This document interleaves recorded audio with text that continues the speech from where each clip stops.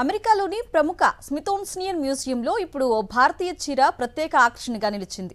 సాధారణ చీరలా కనిపిస్తున్నా దాని వెనుక భారత అంతరిక్ష చరిత్రలో ఒక గొప్ప విజయగాథ దాగి ఉంది.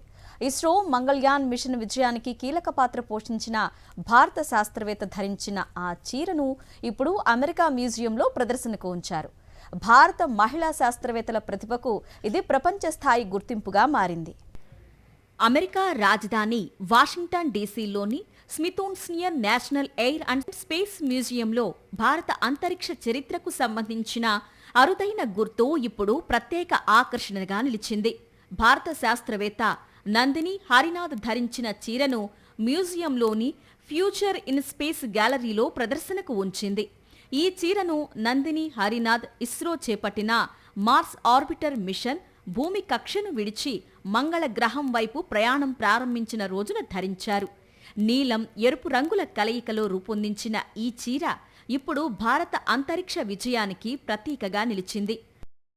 మంగళయాన్ మిషన్లో డిప్యూటీ ఆపరేషన్స్ డైరెక్టర్గా పనిచేసిన నందిని హరినాథ్ మిషన్ ప్రణాళిక, సాంకేతిక నిర్వహణలో కీలక బాధ్యతలు నిర్వర్తించారు. భారత్ను అంగారక గ్రహాన్ని చేరుకున్న తొలి ఆసియా దేశీయంగా నిలబెట్టడంలో ఆమె పాత్ర విశేషమైనది. మొదట 6 నుంచి 10 నెలల పాటు పనిచేస్తుందని భావించిన మంగళయాన్ దాదాపు 8 ఏళ్ల పాటు అంగారక గ్రహ కక్షలో కొనసాగుతూ కీలక సమాచారం సేకరించింది. ఈ విజయంతో భారత అంతరిక్ష పరిశోధన సంస్థ ప్రపంచవ్యాప్తంగా ప్రశంసలు అందుకుంది.